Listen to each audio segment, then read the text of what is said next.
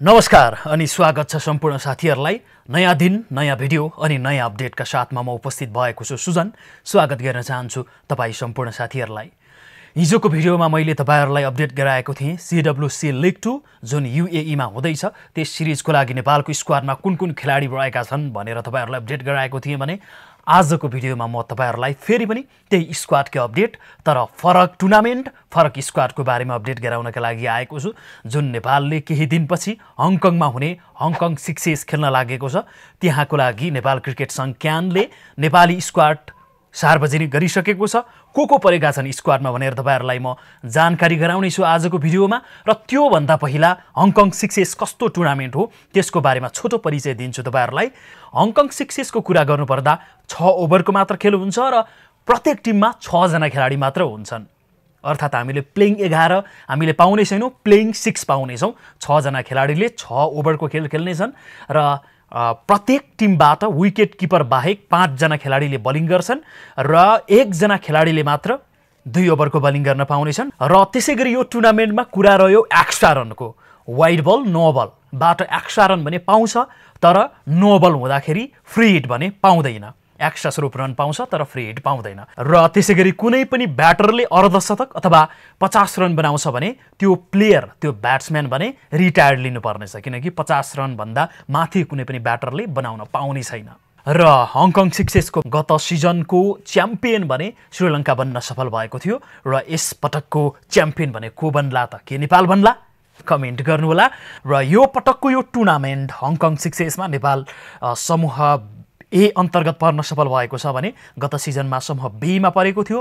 समूह बी अन्तर्गत रहेको नेपालले अस्ट्रेलिया र इङ्ल्यान्डसँग प्रतिस्पर्धा गर्ने क्रममा दुवै टिमलाई धुलो चटाउँदै हराउन सफल भएको थियो र क्वार्टर फाइनलमा भने श्रीलङ्कासँग भेट भएको थियो, श्रीलङ्कासँग हारेको थियो। र त्यसपछि भने नेपालले प्लेट फाइनल अन्तर्गत नेपालले UAE सँग खेलेको थियो, UAE सँग पनि नेपाल हार्न पुगेको थियो।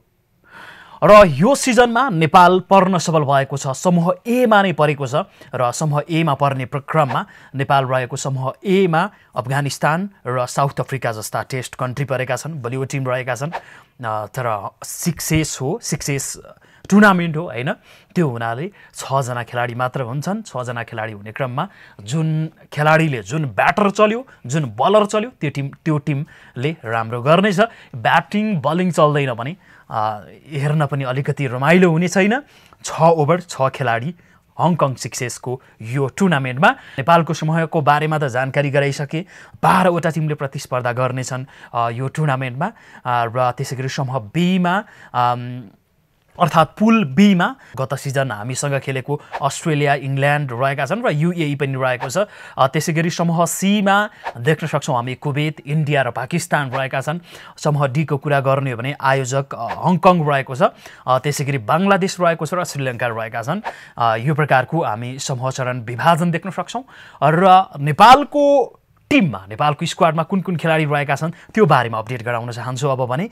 र नेपालको स्क्वाडको बारेमा कुरा गर्नुपर्दा यस सिजनको हङकङ सिक्सेसमा नेपालको तर्फबाट नेपाली क्रिकेट टिमका लेजेन्ड शरद भेष्वाकरले कप्तानीको भूमिका सम्हाल्नेछन्। क्यानले दिएको जानकारी अनुसार शरद भेष्वाकरले यो हङकङ सिक्सेसको यो टुर्नामेन्टसँगै उनले नेपाली राष्ट्रिय टिमबाट सन्यास पनि लिनेछन् भन्ने अपडेट छ। र शरद भेष्वाकर हामीले यो नाम कहिले पनि बिर्सन चाहँदैनौँ। राष्ट्रिय टिममा खेले पश्चात पनि अहिले पनि नेपाली क्रिकेटसँग नै जोडिरहेका छन् उनी हरेक तवरबाट। र त्यसैगरी अन्य खेलाडीहरू भनेको भर्खरै T20 world cup Asia and east Asia Pacific अन्तर्गत वर्ल्ड कप क्वालिफायर खेलेर फर्किएका 3 खेलाडी रहेका छन्। सन्दीप जोरा, लोकेश बम र आदिल अन्सरी रहेका छन्। त्यसैगरी केही समय अगाडि मात्र नेसनल टिममा खेलिसकेका, अहिले भने नेसनल टिममा छैनन्, बशीर अहमद रहेका छन्। त्यसैगरी राशिद खान छन् र रूपेश सिंह पनि केही समय अगाडि नेसनल टिममा थिए, अहिले भने उनी नेसनल टिमबाट ड्रप भएका छन्, अर्थात् नेसनल टिममा छैनन्। अहिले हङकङ सिक्सेसमा पनि उनी खेल्नेछन्। यस प्रकारको नेपाली स्क्वाड रहेको छ। र गत सिजनको स्क्वाडको बारेमा कुरा गर्ने हो भने सन्दीप जोराले यो हङकङ सिक्सेसको कप्तानीको भूमिका सम्हालेका थिए र सन्दीप जोरा, लोकेश बम जस्ता खेलाडीहरूले राम्रो ब्याटिङ पनि गर्न सफल भएका थिए गत सिजनमा।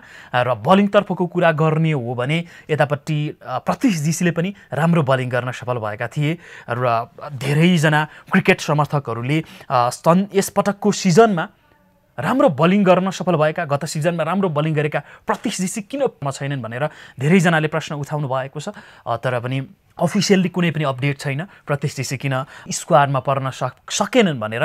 र यतापट्टि त्यसै गरी अर्का खेलाडी जो नेपालको तर्फबाट गत सिजनको हङकङ सिक्सेस खेलेका थिए विवेक कुमार यादव उनी चाहिँ इन्जर्ड छन् भन्ने समाचारहरू हामीले सञ्चार माध्यममा देखेका थियौँ। र यसपटकको स्क्वाडको बारेमा मैले तपाईँहरूलाई अपडेट गराइसकेँ। गत सिजन जस्तै टेस्ट कन्ट्री इङ्ल्यान्ड र जसरी यता अस्ट्रेलियाको टिमलाई नेपालले हराएको थियो, यसपटक पनि नेपालले अफगानिस्तान र साउथ अफ्रिका जस्तो बलियो टिमलाई नेपालले हराउन सफल हुनेछ र सफल भएर फर्किनेछ नेपाल भन्दै कामना गरौँ, जितको शुभकामना दिउँ। यो टुर्नामेन्ट नोभेम्बर 7बाट नोभेम्बर 9सम्म हुनेछ। 6 ओभर 6 खेलाडी निकै उत्कृष्ट खेल हुनेछ।